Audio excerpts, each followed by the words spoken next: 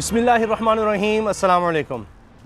आसिफ अली ज़रदारी ने बड़ा वाज़े तौर पर समझाया शहबाज शरीफ को और ख़ास तौर पर मियाँ नवाज़ शरीफ को कि जी अभी हुकूमत से नहीं निकलना, क्योंकि नवाज़ शरीफ हों, मरीम नवाज़ साहिबा हों, उनके वाज़े बयानात सामने हैं कि वो चाहते थे कि जनाब जिस तरह ही इमरान खान साहब को हमने हुकूमत से निकाला है, हुकूमत उनसे छीनी है, हालात ऐसे हैं कि हम इनको नहीं संभाल सकेंगे और उल्टा हमें नुकसान होगा और बड़े मुश्किल हालात हैं।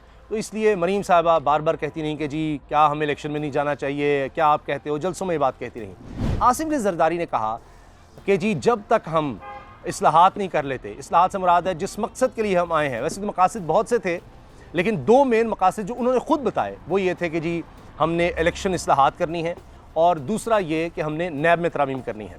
इससे वो चाहते ये थे कि एक तो उनके केसेस ख़त्म हो जाएँ, नैब में ऐसी तरामीम की जाए कि मिसाल के तौर पर, वैसे तो बहुत सी ऐसी चीज़ें हैं कि इंसान सर पकड़ ले कि अब रह क्या जाता है, जिसमें एक ये चीज़ है कि जी जो मुल्ज़िम है सिवाय उसके यानी उसके अपने अकाउंट में उसके ज़ाती नाम पर जो कुछ है सिर्फ नैब उसकी तफ्तीश कर सकता है, उसके बीवी बच्चों के नाम, उसके मुलाजिम के नाम, उसके एसोसिएट के नाम, किसी के नाम भी कुछ है तो उसके हवाले से कुछ भी नहीं किया जा सकता। तो बस अब जितना मर्जी कोई डाका डाले अरबों खरबों रुपए का, बस वो अपने नाम पर चीज़ ना रखे तो कोई मसला नहीं। यानी मकसूद चपड़ासी जैसे लोगों के नाम पर आपके अब 14 अरब क्या 140 अरब रुपए भी निकल आए तो वो जाहिर है कि शहबाज शरीफ के नाम तो नहीं है तो कुछ नहीं हो सकेगा।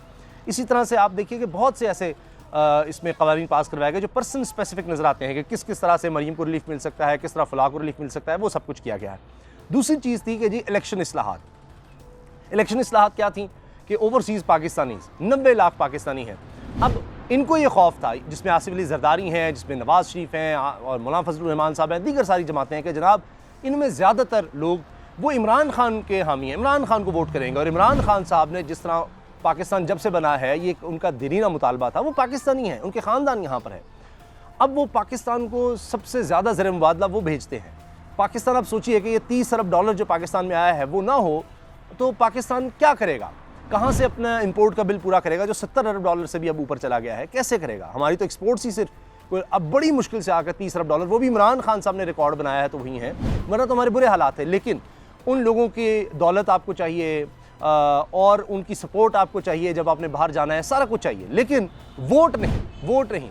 बाहर रहकर मियाँ नवाज़ शरीफ की औलाद, खुद मियाँ नवाज़ शरीफ हुकूमत चलाते रहे, वहाँ बैठकर हुकूमत गिराते रहे, वहाँ पर लंदन प्लान बनाते रहे, ओवरसीज़ सारा कुछ यानी बतौर उनके बच्चे कर लें, वहाँ जितनी मर्जी जायदादें बनाएं, पाकिस्तान से जितना मर्जी पैसा जाए, सारा कुछ हो, लेकिन वोट जनाब आम पाकिस्तानी का नहीं डाल सकता। अब हुआ ये है कि हुकूमत की इस स्कीम को बहुत बड़ा धचका लग गया है और देखिए ना कि सोच क्या थी, किस तरह आए, जल्दी में सारा कुछ किया, जॉइंट सेशन बुलाओ, ये सारा कुछ करो, तो मईशत का, आवाम का तो इन्होंने बुरा हाल कर दिया, बेड़ा गर्क कर दिया। तो वो सपोर्ट इन्होंने सारी खो दी। किस वजह से? इतना बड़ा नुकसान इन्होंने कर लिया कि अब नज़र आ रहा है कि बहुत बड़े पैमाने पर धांधली करें तो ही बचत है, वरना 2/3 मेजॉरिटी इमरान खान ले जाएगा और इतने बड़े पैमाने पर बहुत मुश्किल हो जाता है धांधली करना। आप उसकी वजह देख लें कि जी मुशर्रफ दौर में 2008 में काफ लीग का क्या हाल हुआ। तो अब ये लोग कह रहे हैं कि ये जरदारी साहब, पीपल्स पार्टी, नून लीग, मौलाना फजलुर रहमान, इन सब का वो हाल हो सकता है। तो अब हुआ ये है कि इन्होंने ओवरसीज से वोट तो छीन लिया, इलेक्ट्रॉनिक वोटिंग मशीन जो है उसको भी ख़त्म कर दिया, जबकि पहले इलेक्शन कमीशन बड़ी मुश्किल से तैयार हुआ, इमरान खान साहब की बड़ी कोशिशों के बाद इस पर बड़ी लेजिस्लेशन की, कोई आसान काम नहीं था। ये बिल्कुल इस तरह है कि जिस तरह 2 साल इस चीज़ में लग गए कि किस तरह बैंकों को ये पाबंद किया जाए कि वो एक आम आदमी को भी घर बनाने के लिए कर्ज दें कि चलो वो 20 साल में वापस कर देगा, उतना ही पैसे उसको देने पड़ेंगे जितने वो किराए पे दे रहा है। तो उसमें कानून साजी में इतना अरसा लग गया, कितने केसेस पेंडिंग थे। इसी तरह इसमें बड़ा वक्त लगा, इन्होंने आते ही जनाब 2 महीने में सारा कर करके इतनी तेज़ी से इन्होंने बजट भी तैयार किया कि खुद 1 महीने के अंदर इन्होंने बस जल्दी में किया और आप देखिए कि 7 अरब डॉलर का हिसाब ही भूल गए कि जी IMF का भी करना है, चीन का भी देना है, वो बीच में से निकाल ही दिया। तो इतनी तेज़ी से बुखलाहट में, जल्दी में, अपने बचाव के लिए कि बस हमारे केसेस ख़त्म हो, जल्दी से निकलो और अगला इलेक्शन क्लियर करना है, अपने लोग लगाओ और ओवरसीज़ का वोट का हक छीन लो, ये इतनी तेज़ी से इन्होंने किया कि उसमें बहुत से इन्होंने लकूनास, खामियाँ, कोताहियाँ ये छोड़ दी हैं। अब मामला चला गया है लाहौर हाई कोर्ट में और लाहौर हाई कोर्ट ने ओवरसीज़ पाकिस्तानियों को वोट का हक ना देने पर विफाकी हुकूमत और इलेक्शन कमीशन को नोटिस जारी कर दिए हैं। अब दोनों को नोटिस जारी हो गए हैं, क्या है जनाब, बताएं ज़रा ये किस चक्कर में आपने किया है। अब इनके पास ग्राउंड ही कोई ख़ास नहीं है, ये किस तरह से इन्होंने किया है, जबकि सुप्रीम कोर्ट के अहकामात भी हैं। हाई कोर्ट में ओवरसीज़ पाकिस्तानी को वोट का हक ना देने के खिलाफ दरखास्त पर समाअत हुई। जस्टिस शुजात अली खान ने दरखास्त पर वफाकी हुकूमत और इलेक्शन कमीशन को नोटिस जारी कर दिए। दरखास्त गुजार ने कहा कि सुप्रीम कोर्ट ने ओवरसीज़ पाकिस्तानी को वोट देने के वाज़ेह अहकाम दिए हैं, लाहौर हाई कोर्ट ने भी इलेक्शन कमीशन को ओवरसीज़ पाकिस्तानियों को वोट देने के हक पर हिदायत जारी की। यानी हाई कोर्ट भी कह चुका है और सुप्रीम कोर्ट भी कह चुका है कि ये पाकिस्तानी है, इनको पूरा हक है। अगर एक कोई शख्स पाकिस्तान का शहरी है, बहुत से ममालिक में होता है कि जनाब वो ओवरसीज़ रह रहे हैं, दूसरे ममालिक में रह रहे हैं, लेकिन उनका वतन तो वही है, उनके घर वाले वहाँ पर रह रहे हैं, वो उसकी मईशत में एक हिस्सा डाल रहे हैं, तो उनको वोट का हक होना चाहिए, उनको ये हक हासिल होना चाहिए। वो देखें कि हमारे मुल्क में कौन शख्स आना चाहिए, किसको हुकूमत करनी चाहिए, तो उनसे वो छीन लिया आपने। एक बुनियादी हक है हर शहरी का, वो उससे उन्होंने छीन लिया। एक तरफ था कि उसके लिए इक़दाम किए जाएंगे, पहले बहाना होता था ना जी कैसे करेंगे, किस तरह उसको देंगे, बाहर है जी, वो आएगा, ये वो, इसलिए उनका चक्कर ही नहीं था। अब EVM इलेक्ट्रॉनिक वोटिंग मशीन लाई गई कि बड़ा आसान था। आप देखते ही हैं, नादरा में जाते हैं, आपका जनाब थंबनेल लिया था तो मोबाइल के थ्रू हो गया है। मोबाइल पर ही जनाब आप करें तो आपका ये हो सकता है। आने वाले वक्त में ये सब कुछ होना है, मोबाइल पर ही शायद आपका वोट डाल रहा हो। लेकिन इन्होंने बस अपने बचाव के लिए, क्योंकि उनको लगता है कि ओवरसीज़ इमरान खान को वोट करेंगे, क्योंकि वो देखते हैं कि जिन ममालिक में वो जाते हैं रोज़गार के लिए, वहाँ जाके रहते हैं, वो देखते हैं वो कानून की हुक्मरानी है, वहाँ वो सहूलियात हैं जो इमरान खान पाकिस्तान में देना चाहता है। बल्कि जिस तरह आप देखिए यूनिवर्सल हेल्थ का कार्ड का जिस तरह दिया, उसको सराहा जा रहा है इंटरनेशनली, उसके लिए फंडिंग कर रहा है वर्ल्ड बैंक, दीगर इदारे के जनाब। हाँ, ये जिस तरह पाकिस्तान में हर घराने को 10 लाख तक मुफ्त इलाज की सहूलत मिल गई साल में, तो इमरान खान साहब ने रेवोल्यूशनाइज़ किया।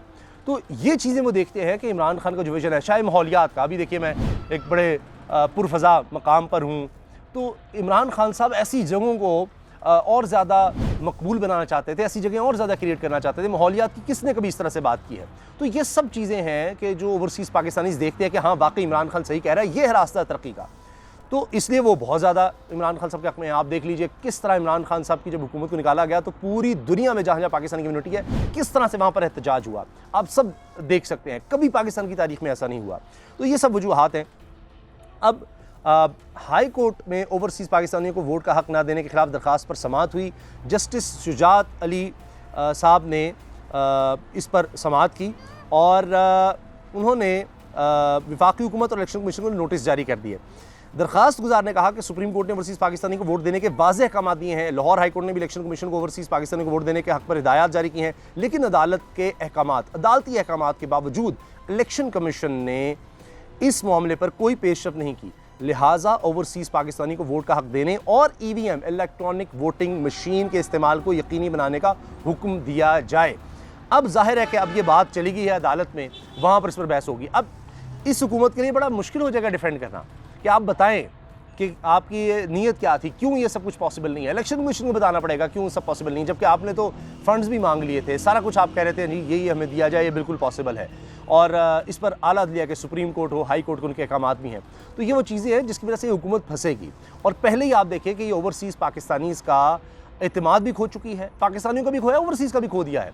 और एक तो वोट वाला मामला उसकी बहुत बड़ी वजह है, और उसका इजहार आप देख लीजिए, रोशन डिजिटल अकाउंट में रकम आना कम हो गई है, $4 अरब से ज़्यादा है। यही तो बात है, हमें IMF के पास धक्के ना खाने पड़े। अगर हम इमरान खान साहब कहते हैं कि जनाब ओवरसीज़ को हम सहूलत दे दें, वही यहाँ पर इन्वेस्ट कर दें, तो हमें शायद IMF के पास जाने की ज़रूरत ही ना पड़े। यानी $4 अरब से ज़्यादा अगर इतने कम वक्त में रोशन डिजिटल अकाउंट में लोग ला सकते हैं, तो आप सोचिए कि क्या नहीं हो सकता। हम $1 अरब जो है IMF से लेने के लिए मारे फिर रहे हैं। आप अपनी राय का इज़हार कमेंट सेक्शन में ज़रूर कीजिएगा। अल्लाह हाफ़िज़।